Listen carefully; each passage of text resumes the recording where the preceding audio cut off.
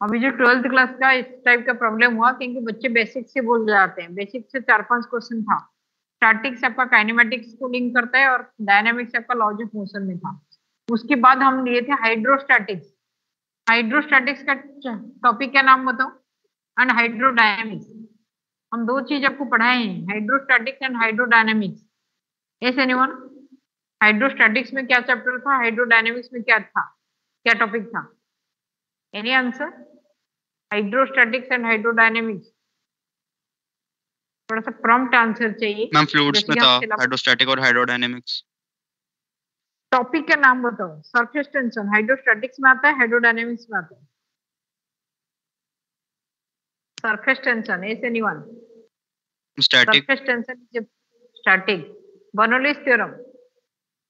हम dynamics. Dynamics. तो ऐसे आपको पूरे चीज, आपको पूरे साइंस में ऐसे ही पढ़ोगे। Electrostatics, electrodynamics, magnetostatics, magnetodynamics. और अभी आपके पास है थर्मोस्टैटिक्स और thermodynamics. Thermo means you know, thermo means heat energy. Yes और no? Thermo means heat energy. Yes ma'am. और थर्मोस्टैटिक्स में आपका पास टॉपिक क्या था? थर्मोस्टैटिक्स जो हम कवर कर चुके हैं, उसमें हमारे पास था specific heat, latent heat, linear expansion, cubical expansion. ये सारे थर्मोस्टैटिक्स मेथड में था। लेकिन अभी हम आएंगे थर्मोडायनेमिक्स। थर्मोडायनेमिक्स में आपके पास molecular motion, kinetic energy of the molecules को लिया जाएगा। इसमें भी again you are having this three things, heat, temperature and internal energy. इसके डिफरेंस मैंने उस दिन आपको क्लियर करवाया था। हीट क्या होता है? What is the meaning of the word heat? You will write immediately energy in transit. Energy in transit between two systems with different temperature. Between two systems with different temperature. ये हम लोग heat energy को finally define किए थे। Temperature क्या था? Yes anyone? Temperature अगर याद रखे होगे तो डिग्री, मेजर और इंडिकेशन ऑफ हॉटनेस और कोल्डनेस। डिग्री ऑफ हॉटनेस और कोल्डनेस। डिग्री ऑफ हॉटनेस और coldness is temperature. Internal energy हम क्या लिखे थे? इंटरनल एनर्जी क्या लिए थे हम लोग? No idea. उस दिन इतना मैंने समझाया था पूरा ब्लॉक बना के। इंटरनल एनर्जी आपको मोलिकुलर मोशन के ऊपर डिपेंड करता है। मोलिकुलर मोशन, मोलिकुलर मोशन दो टाइप का होता है। एक होता है ड्यू टू इट्स, एक होता है मोलिकुलर मोशन, एक होता है molecular configuration. That means it is आपका molecular motion means kinetic energy, configuration means potential energy. It the total energy, total molecular energy. जितने मॉलिक्यूल हैं उसके अंदर उनके कॉन्फ़िगरेशन और मोशन के चलते जो एनर्जी है। कितने टाइप का मोशन हो सकता था, we have discuss that day. Is anyone? इस टॉपिक में करा, ट्रांसलेटरी और rotatory, translatory and vibrational. Vibratory. Three types का मोशन होते हैं, रोटेटरी, ट्रांसलेटरी एंड वाइब्रेटरी। ये मोशन के चलते ये जो आपका मॉलिक्यूलर मोशन होता है वो काइनेटिक एनर्जी हो गया, लेकिन पोटेंशियल एनर्जी अलग से है। अगर ये हम टोटल लेते हैं तो वे internal energy of the system होती है। अगर हम टोटल लेते हैं तो internal energy of a system होता है। ठीक है? इंटरनल एनर्जी के सिंबल हमारे पास यू है, symbol of internal energy. U is here, T is here. हमारे पास तीन सिंबल अभी हम यूज करेंगे थर्मोडायनेमिक्स में। Is it clear? Aryan, are you present today? Aryan? Yes ma'am. Aryan, ये समझ में आ गया तुम्हें? Yes ma'am. आकांक्षा, समझ में आ गया? Yes ma'am. ये तीनों हम प्रीवियस क्लास का रिकैपिचुलेशन कर रहे हैं। हम लोग ऑलरेडी करा चुके हैं। अभी हमारे थर्मोडायनेमिक्स में हम स्ट्रेस ज्यादा इसी के ऊपर ही देंगे, इंटरनल एनर्जी। ये थर्मोडायनेमिक्स में आपके पास आएगा थर्मोडायनेमिक सिस्टम क्या है, थर्मोडायनेमिक वेरिएबल क्या है, थर्मोडायनेमिक कांस्टेंट क्या है। उसके बाद हम आएंगे first law of thermodynamics, second law of thermodynamics, reversible process, irreversible process, heat engine, refrigerator. इसमें से कितना आप केमिस्ट्री क्लास में किए हो? S anyone? केमिस्ट्री क्लास में थर्मोडायनेमिक्स आपका हो चुका है? नो मैम, अभी स्टेट्स ऑफ मैटर चल रहा है। No ma'am. थर्मोडायनेमिक्स अभी तक हुआ ही नहीं केमिस्ट्री क्लास में? No ma'am. No ma'am. तो थर्मोडायनेमिक्स को स्टार्ट करने के लिए हमारे पास जो केमिस्ट्री वाला समझाएंगे आपको, आपके पास एक थर्मोडायनेमिक सिस्टम होना चाहिए। थर्मोडायनेमिक सिस्टम होना चाहिए। जैसे स्कूल एक सिस्टम है, अगर हम स्कूल को सिस्टम मानेंगे तो ये सिस्टम को बनाने के लिए किसका जरूरत है? स्कूल को अगर मैं सिस्टम मानूंगी तो स्कूल को बनाने के लिए मुझे एक बिल्डिंग चाहिए, कुछ टीचर्स चाहिए, ठीक है, स्टूडेंट्स चाहिए और कुछ हेल्पिंग हैंड चाहिए, ऐसा ना। तो ऐसे थर्मोडायनेमिक सिस्टम अगर मैं बनाने चाहती हूँ तो मुझे क्या चाहिए? सबसे पहले मुझे क्या चाहिए? एस क्या चाहिए? नो आंसर, फटाफट आंसर देने वाला कोई नहीं। अन असेंबली ऑफ पार्टिकल्स। जो स्कूल में हम पर्सन्स लिए ना, स्टूडेंट्स, ये असेंबली ऑफ पार्टिकल्स चाहिए। और इन पार्टिकल्स के पास क्या होना चाहिए? टेम्परेचर होना चाहिए और क्या होना चाहिए? Yes. An assembly of particles having temperature और क्या होना चाहिए? Energy. Pressure and volume. Temperature, pressure and volume, उसी में से एनर्जी आपका डिराइव हो जाएगा प्रेशर एंड वॉल्यूम को मल्टीप्लाई करके। Thermodynamic system is an assembly of particles having temperature, pressure and volume. ये मेरा एक सिस्टम होगा। मेरे पास एक कंटेनर है, इस कंटेनर में मैंने कुछ गैस, कुछ भी पार्टिकल्स ले लिए, कुछ सपोज पानी भी ले लिया। वो पानी के पास क्या होगा? कुछ वाटर पार्टिकल्स होगा, इसके पास एक पर्टिकुलर टेम्परेचर होगा, ये एक पर्टिकुलर प्रेशर में होगा और इसका एक अमाउंट वॉल्यूम होगा।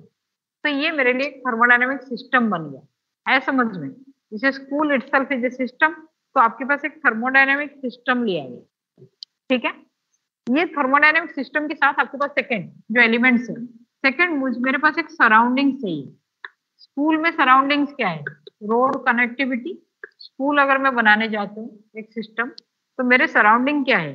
Road connectivity, telephone connection, electricity connection, water connection, ये होना चाहिए। तो यहाँ सराउंडिंग्स मेरे पास क्या है? सराउंडिंग इसके चारों तरफ जो Medium. Everything outside, everything outside. School के में फील्ड होता है, यहाँ एवरीथिंग आउटसाइड, स्कूल का भी वही है, everything outside is surrounding. Everything outside this system is surrounding, yes और no? Everything outside this system is known as surrounding. हमें ये टर्म के साथ पहले अक्वेंट होना पड़ेगा। थर्मोडायनेमिक सिस्टम क्या है, सराउंडिंग क्या है, देन हमारे पास थर्मोडायनेमिक वेरिएबल्स होना चाहिए। थर्मोडायनेमिक वेरिएबल्स हमारे पास ऑलरेडी हम लिख चुके हैं। थर्मोडायनेमिक वेरिएबल्स, थर्मोडायनेमिक वेरिएबल्स क्या क्या होना चाहिए? S anyone? थर्मोडायनेमिक वेरिएबल्स जिसको हम चेंज कर सकते हैं। थर्मोडायनेमिक वेरिएबल्स में आपके पास pressure, volume, temperature. You are having pressure, volume and temperature, thermodynamic variables, ठीक है। क्योंकि इसी के हिसाब से हम स्टडी करेंगे वो सिस्टम को। कितने एलिमेंट्स हमारे पास हो गए? 3। थर्मोडायनेमिक सिस्टम चाहिए हमें, एक सराउंडिंग चाहिए, थर्मोडायनेमिक वेरिएबल चाहिए and fourth one equation of state चाहिए। कोई इक्वेशन उनको लिंक करने वाला चाहिए, कोई इक्वेशन इनको लिंक करने वाले चाहिए। यूनिवर्सल गैस इक्वेशन क्या है? कभी तो पढ़े होगे PV equals to nRT. PV equal to nRT, ये इक्वेशन चाहिए, इक्वेशन ऑफ स्टेट चाहिए। तो तब जाके हम थर्मोडायनेमिक्स चैप्टर को पढ़ सकते हैं, ठीक है। थर्मोडायनेमिक्स चैप्टर पढ़ने के लिए, जैसे मुझे काइनेमेटिक्स पढ़ने के लिए मुझे चाहिए speed, distance, displacement, velocity, acceleration, ठीक है। इतना एक्सेलरेशन भी नहीं चाहिए, speed, velocity, distance, displacement, time, kinematics के लिए। तो ऐसे थर्मोडायनेमिक्स पढ़ने के लिए मुझे एक थर्मोडायनेमिक सिस्टम चाहिए, एक सराउंडिंग चाहिए, एक थर्मोडायनेमिक वेरिएबल चाहिए और एक इक्वेशन ऑफ स्टेट चाहिए। Is it okay? Aryan okay करो, आगे चलेंगे। Yes, ma'am. बेसिक्स है, ये इंट्रोडक्शन है। हम थर्मोडायनेमिक्स पढ़ाने के लिए क्या चाहिए हमें समझने के लिए। Next will come to thermodynamic states. उससे पहले मैंने आपको 2 टाइप का वॉल्स दिखा दी। There are 2 type of walls. आपके घर में अगर वॉल होगा तो वो दीवार किस में बनता है? ईंट, सीमेंट, इसमें। यहाँ 2 टाइप के वॉल आपको मिलेंगे। एक मिलेगा आपको adiabatic wall. Suppose throughout मैं adiabatic wall को ये मानूं, ये मेरा adiabatic wall, और जो वॉल दिया जाएगा आपको डायग्राम में, कभी भी आपको डायग्राम में दिया जा रहा है इस टाइप का वॉल अगर दिया जाएगा तो ये diathermic wall, diathermic wall. What is the meaning? adiabatic wall में क्या होता है? Heat exchange zero, heat exchange zero, और इसका दूसरा नाम है इंसुलेटिंग वॉल, इंसुलेटिंग। adiabatic का दूसरे नाम है इंसुलेटिंग वॉल, और डायाथर्मिक का meaning heat exchange possible, heat exchange possible, heat exchange possible, और इसके नाम है कंडक्टिंग वॉल। आपको डायग्राम में देखना पड़ेगा, न्यूमेरिकल्स में डायग्राम में देखना पड़ेगा वॉल का डिजाइन कैसे दिया हुआ है और वॉल के साइड में क्या लिखा हुआ है। दो सिस्टम को हम एक बाउंड्री और वॉल देके सेपरेट कर रहे हैं, उसके अंदर हीट एक्सचेंज हो सकता है या नहीं, वो डिसाइड करेगा द adiabatic वॉल और द डायाथर्मिक वॉल। है समझ में? adiabatic वॉल क्या है, डायाथर्मिक वॉल क्या है? यस और नो? एनसीईआरटी बहुत ही अच्छे से एक्सप्लेन किया है। Yes, ma'am. Adiabatic wall and diathermic wall. Now we will take, suppose I have taken a system here. मेरे पास इसी को मैंने एक सिस्टम के अंदर डाला, ये मेरे adiabatic wall है, इसमें सिस्टम मेरा, ये साइड मेरा A है, इस साइड B है, और ये क्लोज सिस्टम है। ये adiabatic है और हर जगह ये भी adiabatic है। देखो ये साइड वाले भी सारे adiabatic है, ये adiabatic है, ये सारे adiabatic है। इसका मतलब ये जो adiabatic में बना रही हूँ ये सराउंडिंग से एक्सचेंज नहीं होता है। सपोज इसका टेम्परेचर T1 है, इसका टेम्परेचर T2 है। ये adiabatic वॉल को बीच में प्लेस करने के बाद is there any difference in the temperature? Is there any difference of temperature in between these two systems? If I put an adiabatic wall in between, any guess? Is there any difference? Is there any change in the temperature? No, ma'am. No. If I take it a diathermic wall, suppose मैंने बीच में एक diathermic wall दे दी, यहाँ temperature T1 था, यहाँ temperature T2 था, बीच में एक diathermic wall है. Tell me, what will be the resultant temperature? Equilibrium T1 is equal to T2. T1 is equal to T2. T1 plus T2 by 2. Equilibrium state में आ जाएगा। इसी को बोलते हैं thermal equilibrium. Thermal equilibrium, thermal equilibrium का meaning क्या है? Systems with same temperature. हम जहाँ पे फ्लो ऑफ हीट नहीं होगा। हाँ, जहाँ यहाँ तो फ्लो ऑफ हीट हो जाएगा ना। Systems with same temperature are in thermal equilibrium.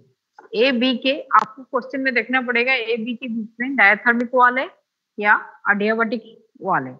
adiabatic wall है तो थर्मल इक्विलिब्रियम में नहीं होंगे, डायथर्मिक वॉल है तो वो थर्मल इक्विलिब्रियम में हो जाएगा।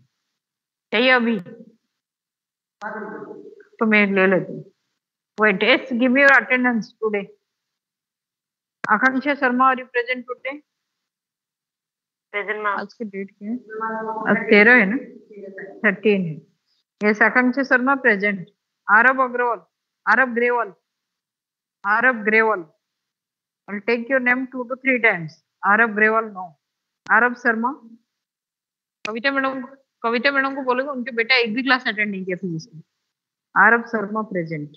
अग्निश, Agnish are you present? Agnish no.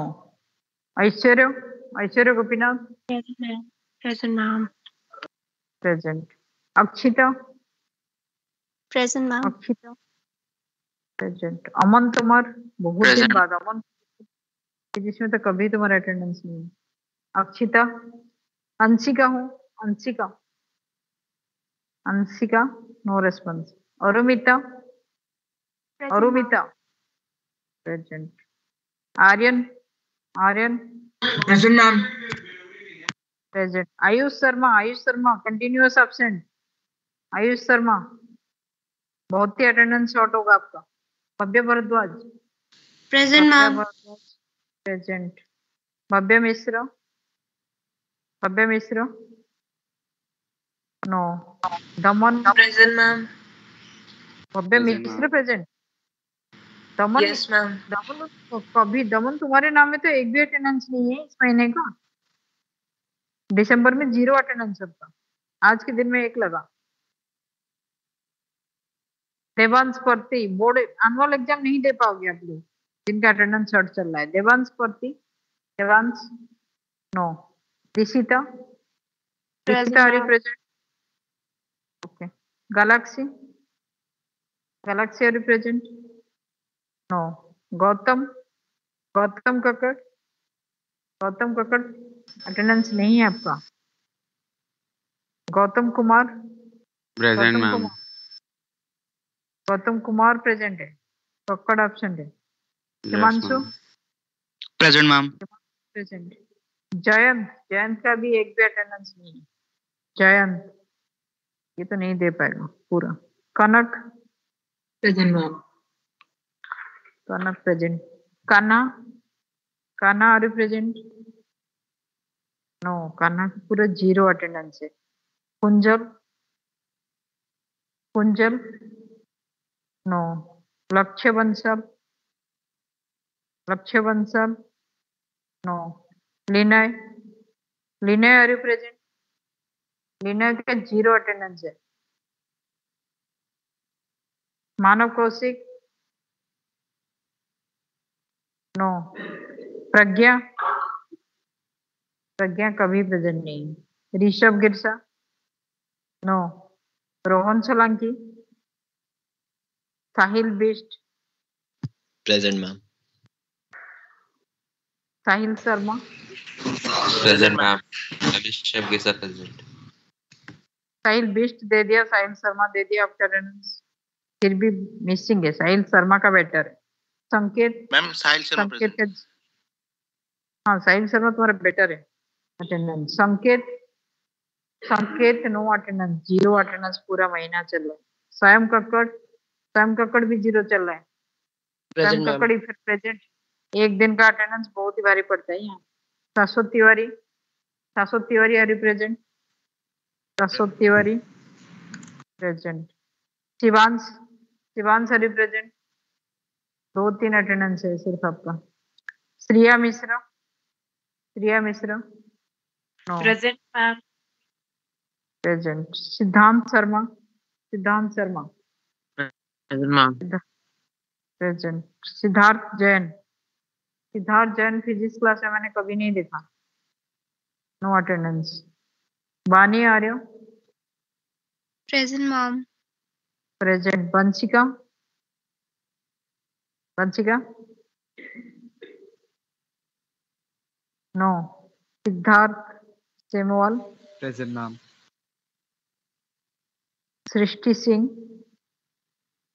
Srishti Singh, no. इसमें से मैडम को बोलोगे जो बच्चे को पूरा एब्सेंट है ना उनके घर में आज के डेट में फोन करें इनको। Ma'am, Agnish present. Ma'am. अग्निश कहाँ से अग्निश तुम्हारे तो मैं एब्सेंट लगा के दे दी, उस टाइम कहाँ थे? कोई मैसेज दिया इसलिए आए क्या? You are not present in my class, I have seen. Ma'am, Rishabh also present. Present. Rishabh present, Yes, ma'am. तो जब मैं अटेंडेंस ले रही थी तब कहाँ गए थे? अभी भी कोई बुलाया तुम्हें लग रहे हैं? Ma'am, Bhavya Mishra present too. भव्य मिश्र प्रेजेंट तो मैंने लगा दिया था। भव्य मिश्र, भव्य मिश्र, भव्य वर्ग। जयंत तुम कहाँ हो? जयंत तुम्हारा तो एक भी एब्सेंट नहीं है। मैंने प्रेजेंट बोला तो था। नहीं कहा, किसी को सुनाई नहीं दिया? पूछो पूरे क्लास में किसको सुनाई दिया मैंने होगा? बोला था। और मैं मॉल से हम आखिरी थी, हमसे बात हो गई थी। मैं लास्ट टाइम बहुत लाइक प्रॉब्लम चली थी टीम के साथ, टीम हम खुलता ही नहीं था। नहीं तुम्हारे एब्सेंट चल रहा है। मैं जिन जिन के नाम ले रहा हूँ, जिनको बोर्ड एग्जाम के एनुअल एग्जाम के लिए प्रॉब्लम हो सकता है। Number 1 is Aarav Grewal, number 2 is Ayush Sharma, Ayush Sharma, Aman Tomar, Daman Ahuja, Jayant, जिनके अटेंडेंस में भयानक शॉर्टेज है। कन्ना, कुंजल, लिनय, मानव कौशिक, प्रज्ञा, संकेत, साहिल बिस्ट, सैम कक्कड़, शिवांश, वानी आर्य तुम्हारे किसी इतना पीछे है अटेंडेंस? जिन बच्चों के नाम में ली वो लोग अटेंडेंस अगर मेकअप नहीं करोगे तो आप एनुअल एग्जाम नहीं दे पाओगे।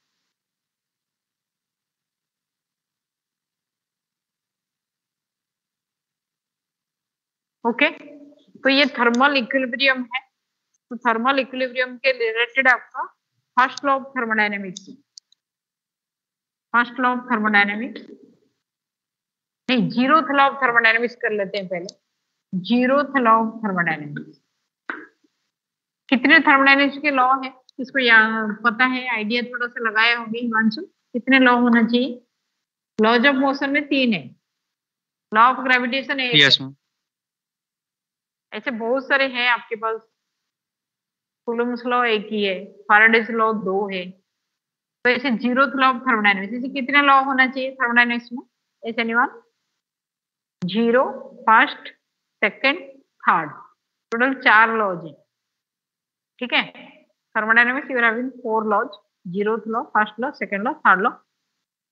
ठीक है, तो जीरोथ लॉ ऑफ थर्मोडायनेमिक्स बड़ा इंटरेस्टिंग है। इसमें एक ऐसे सिस्टम लिया हुआ है, पूरे सिस्टम को अडियाबैटिक वॉल में दिया है कि it is not in contact with the surrounding, ये सराउंडिंग के साथ नहीं है। और इसके अंदर ऐसे एक सिस्टम बना है, इसके बीच में ये सपोज ए है, इसमें पार्टीशन कर दिए, इसके अडियाबैटिक वॉल आपको दिखाई जाना चाहिए डायग्राम से, whether it is adiabatic or diathermic. ये है A B C. Now tell me whether this system will be in thermal equilibrium or not. This system will be in thermal equilibrium. तीनों का temperature different है, whether they will attain thermal equilibrium or not. Yes? Any guess? Ma'am may be. Ma'am yes. 100% yes. मैं भी क्यों बोल रहे? क्योंकि यहाँ से हीट एक्सचेंज हो जाएगा, इन दोनों के बीच में हीट एक्सचेंज हो गया, क्योंकि डायथर्मिक वॉल, इन दोनों के बीच में हीट एक्सचेंज हो गया। तो इसका टेम्परेचर जो है वो सारे जगह तीनों में, जैसे आपका पानी है, यहाँ हायर लेवल है, यहाँ लोअर लेवल, यहाँ लोअर लेवल, कुछ टाइम के बाद देखोगे तीनों में लेवल सेम, तो तीनों में सेम टेम्परेचर है। ए बी सी, इसका मीनिंग क्या है? A and B are in thermal equilibrium, A and C are in thermal equilibrium. That gives you A is in thermal equilibrium with B and A is in thermal equilibrium with C. That means B and C also in thermal equilibrium. This is your zeroth law of thermodynamics. Zeroth law of thermodynamics में दिया हुआ है, if A is in thermal equilibrium with B and A is in thermal equilibrium with C, that means B is also in thermal equilibrium with C. Understood? Is anyone? Any doubt? Yes ma'am. Yes ma'am. Yes, ma'am. बहुत ही easy है। A is in thermal equilibrium with B, B is in thermal equilibrium C, तो AC है। A B के साथ है, A C के साथ है, तो BC है। इसको कौन सा लॉ बोलते थे मैथमेटिक्स में? Commutative law. ऐसे कुछ एक लॉ नहीं बोलते क्या? कुछ एक ऐसे नहीं बोलते एसोसिएटिव। मैथमेटिक्स में? एसोसिएटिव रूल है। अच्छा, तो इसको बोलते हैं हम thermal equilibrium. Zeroth law of thermodynamics पूरे सेंटेंस लिखना जरूरत नहीं है ना। If A is in thermal equilibrium, if A and B are in thermal equilibrium,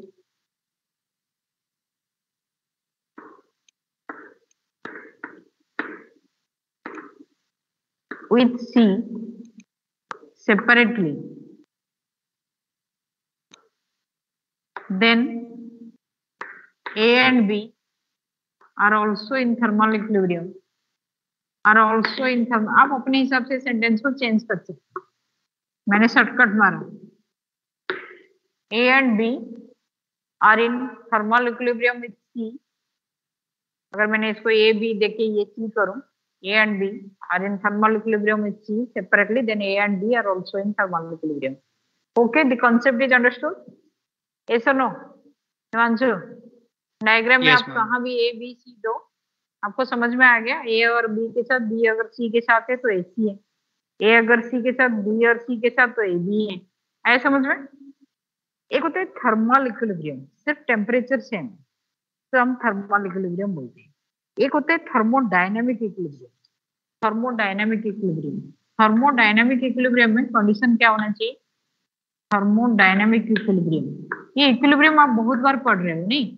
rotational equilibrium, translational equilibrium, vibrational equilibrium, ये सुनो बहुत सारे इक्विलिब्रियम आप पढ़े हो। थर्मोडायनेमिक इक्विलिब्रियम जो होता है उसमें तीनों चीज होना चाहिए simultaneously, mechanical, thermal and chemical. इसमें से all three things simultaneously they should be, the system should be in mechanical equilibrium, mechanical equilibrium. Two, they should be in thermal equilibrium, thermal equilibrium. They should be in chemical equilibrium, तभी जाके आपको बोलेंगे thermodynamic equilibrium. Thermal equilibrium में सिर्फ temperature same होना चाहिए, all parts of the system and the surrounding are at the same temperature, तो वो आप लिखोगे इसका नाम थर्मल इक्विलिब्रियम। मैकेनिकल में तो क्या होता है? अनबैलेंस फोर्स, जो आप इसमें लॉज ऑफ मोशन में पढ़े हो, mechanical equilibrium, there is no unbalance force, ठीक है? सिस्टम एंड सराउंडिंग के बीच में कोई अनबैलेंस फोर्स नहीं है, प्रेशर डिफरेंस नहीं है, तब वो मैकेनिकल इक्विलिब्रियम। केमिकल इक्विलिब्रियम क्या होता है? As any guess, one system is in chemical equilibrium with something else. Surrounding के साथ केमिकल इक्विलिब्रियम में कब होता है? सपोज मैंने यहाँ स्पिरिट रखा, ऐसे रख दिया मैंने, स्पिरिट रख के गई हूँ, कुछ टाइम के बाद देखी तो उड़ गया। क्यों उड़ गया? क्योंकि सराउंडिंग के साथ वो केमिकल इक्विलिब्रियम में नहीं है। मैं पानी रख के गई हूँ, केमिकल इक्विलिब्रियम में रहता है, सराउंडिंग के साथ नेचर होना चाहिए। हाँ, तो इसका मतलब स्पॉन्टेनियस चेंज नहीं होना चाहिए with the surrounding. Internal structure में केमिकल रिएक्शन का चेंज नहीं होना चाहिए। जैसे आप बर्फ रखे हो तो कुछ टाइम के बाद आके देखते हो केमिकल इक्विलिब्रियम में नहीं था, इसलिए पानी हो गया।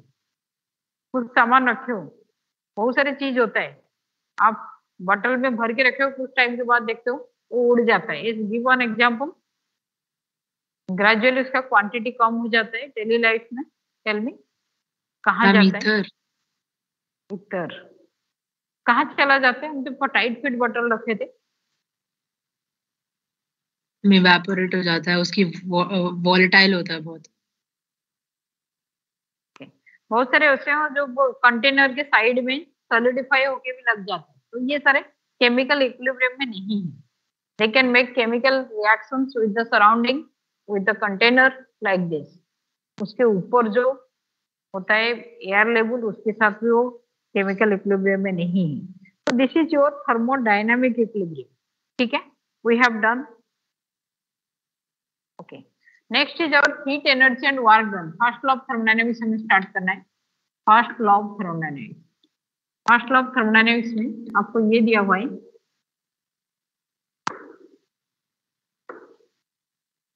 suppose you supply delta Q amount of heat to a system, that heat energy is used to do two things. Delta U, ठीक है, that delta Q what you have supplied to the system is used in two ways. One is to change the internal energy of the system, and it has done some work. Delta U plus delta W, delta U plus delta W, ये आपका NCERT की statement के according सीधा thermodynamics का first law. Suppose आपके पास कोई एक system है, सिस्टम का मीनिंग क्या है? थर्मोडायनेमिक्स सिस्टम का मीनिंग क्या है? We have already taken. System का मीनिंग है आपके पास एक ऐसे कंटेनर होगा, ये कंटेनर का वॉल आपका सील्ड होगा और इसमें एक पिस्टन होगा, पिस्टन होगा, ये पिस्टन होगा, इसको आप बोलोगे हमेशा पिस्टन। ये पिस्टन है और ये आपका सिस्टम है। सिस्टम के अंदर कुछ गैसेस होंगे, कुछ गैस होगा। अगर ये सिस्टम में you have given some amount of heat energy, वो हीट एनर्जी आपको दो वे में काम होगा। First one to change the internal energy of the system, and second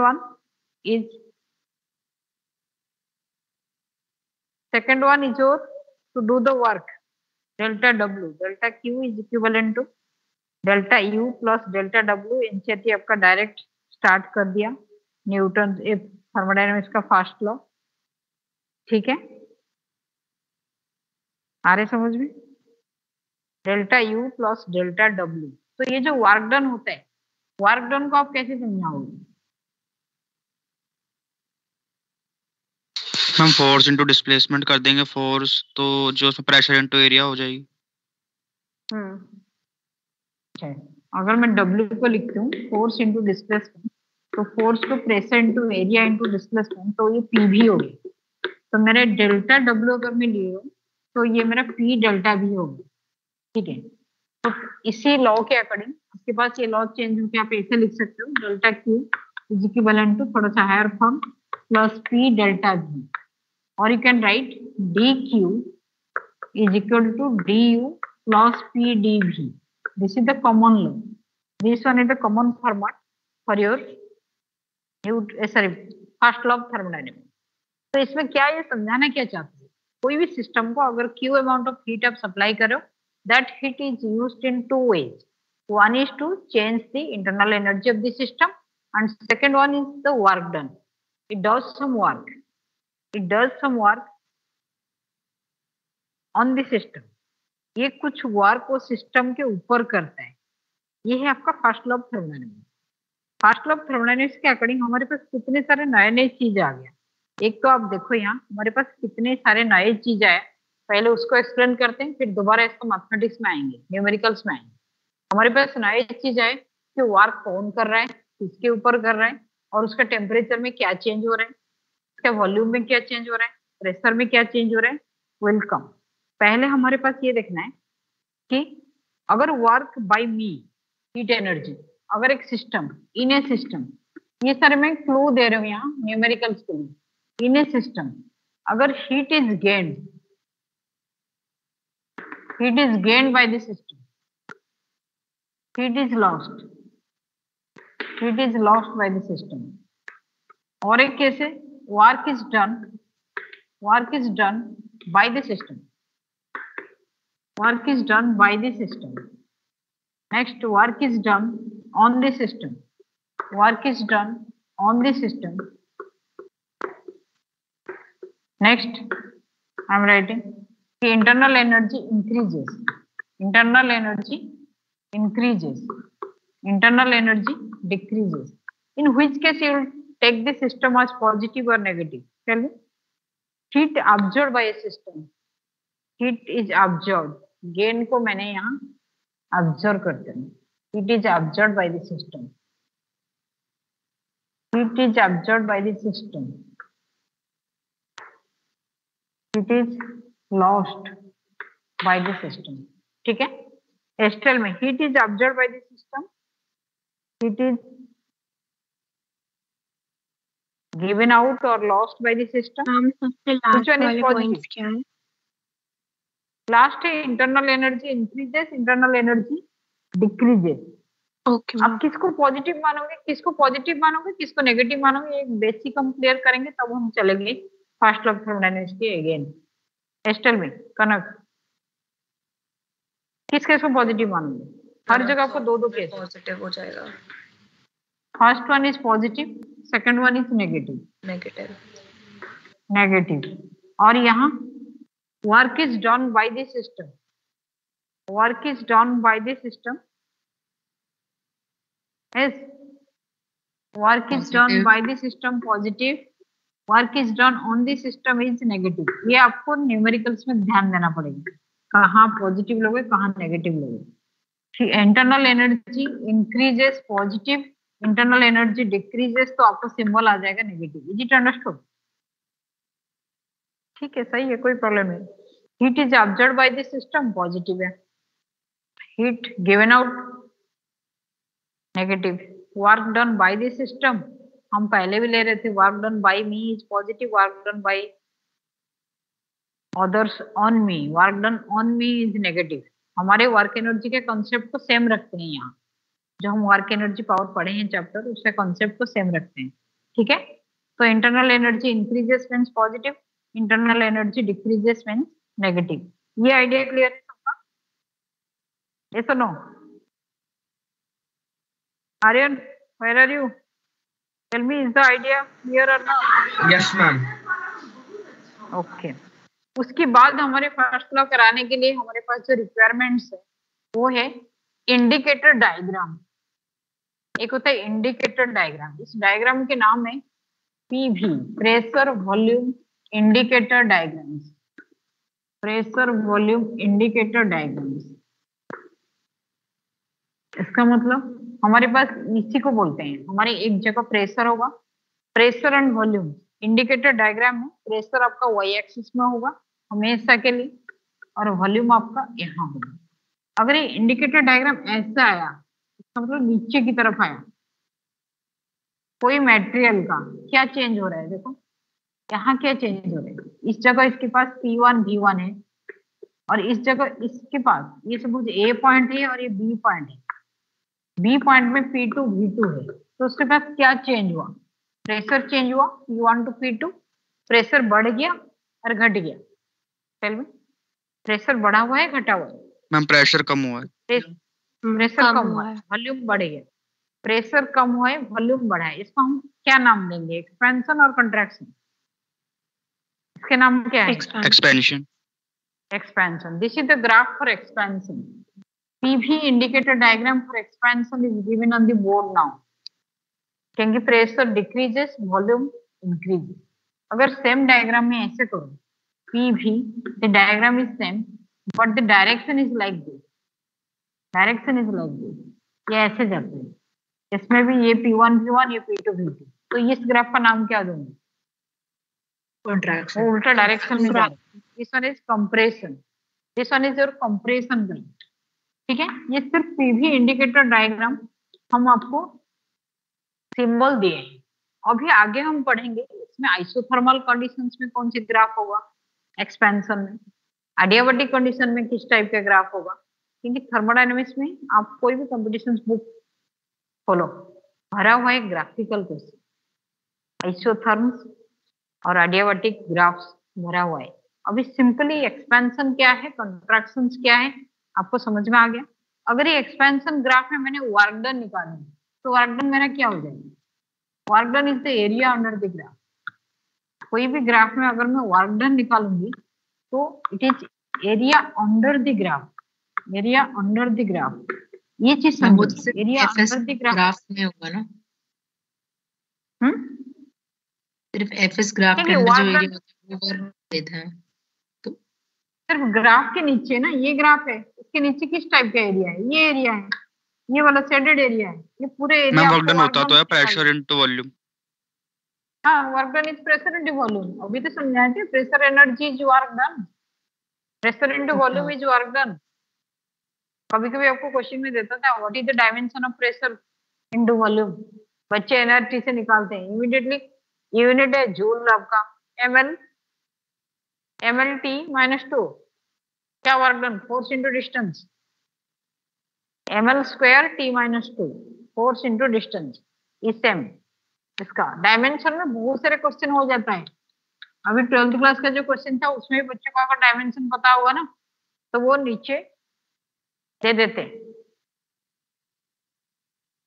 ठीक है, क्वेश्चन एक्चुअली क्या है ना 12th क्लास में, अभी आप थोड़ा सा मैं हिंट्स दे रही हूँ। अभी 12th क्लास के क्वेश्चन में क्वेश्चन आपको कैसे पूछा है, देखो कोई भी आप 12th क्लास का न्यूमेरिकल्स करते हो ना, आपको एक सेल दिया जाता है।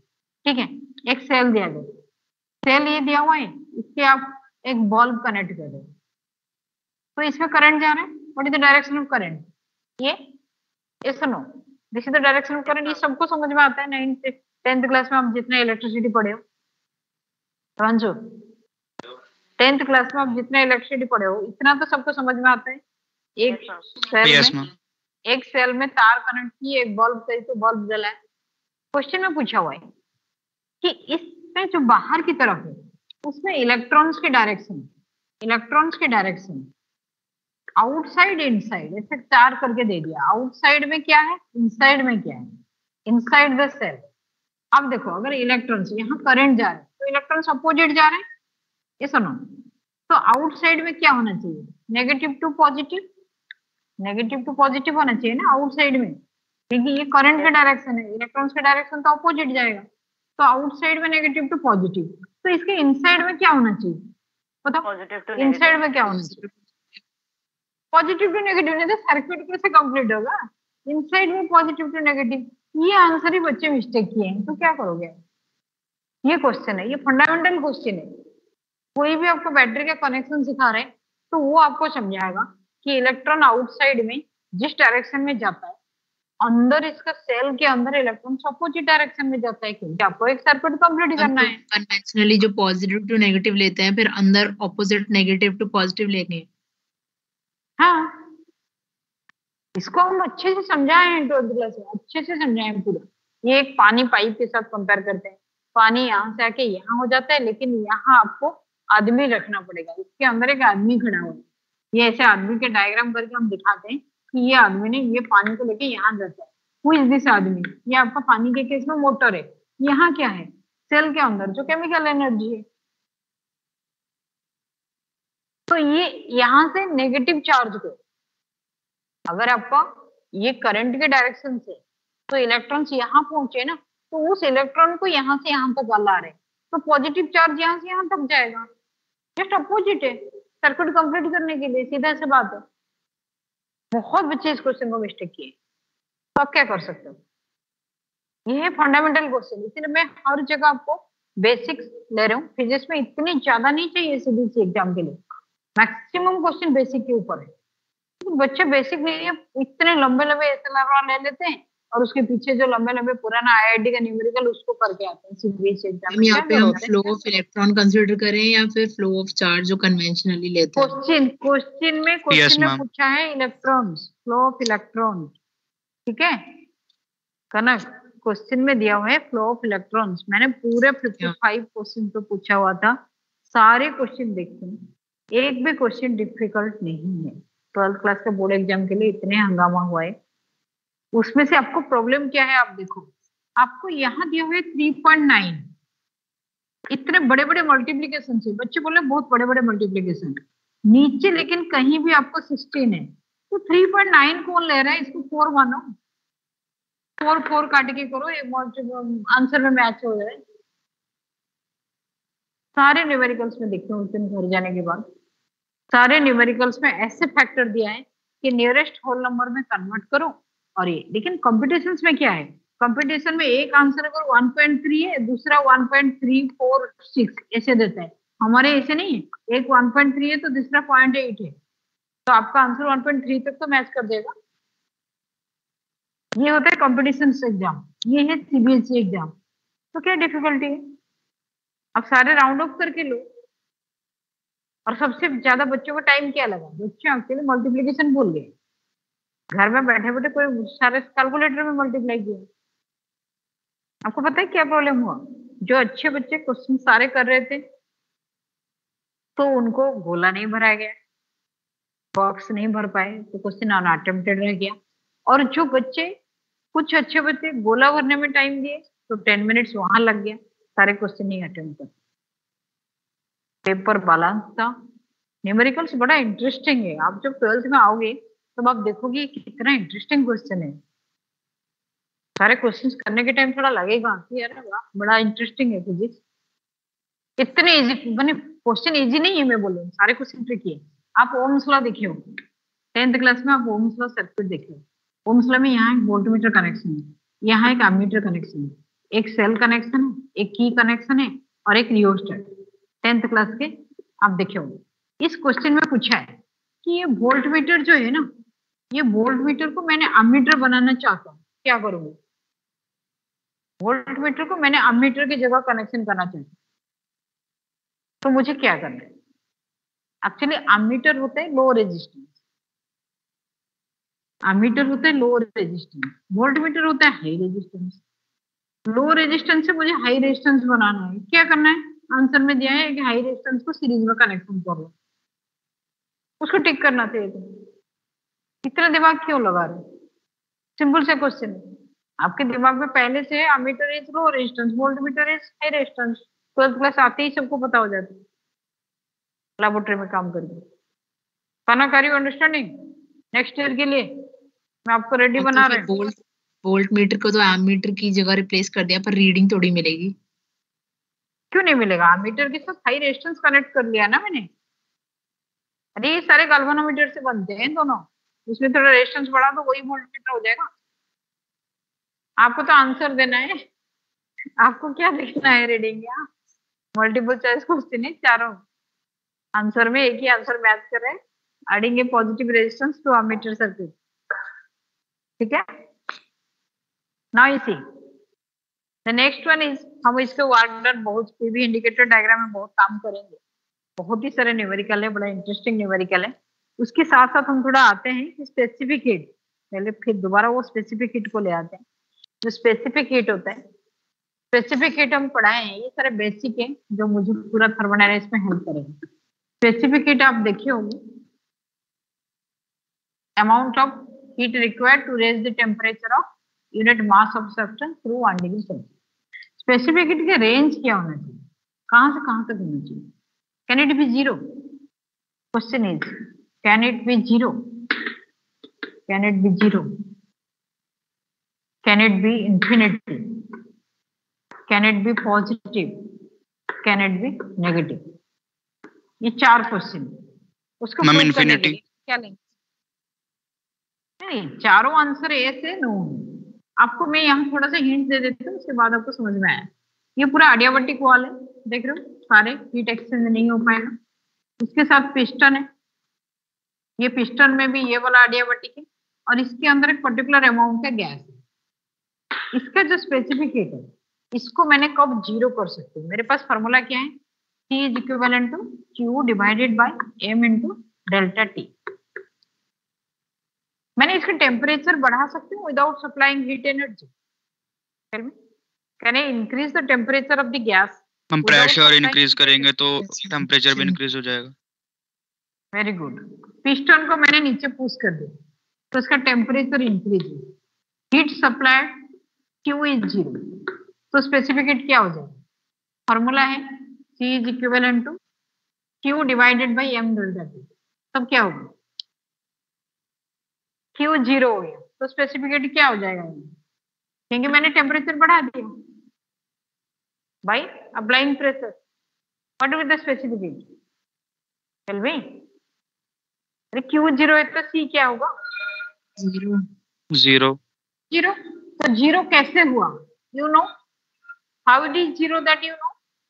Yes or no? How it is zero that you have understood? Can it be zero? The answer is yes. By increasing pressure. What is the clue? By increasing pressure और side में कैसे increase किए?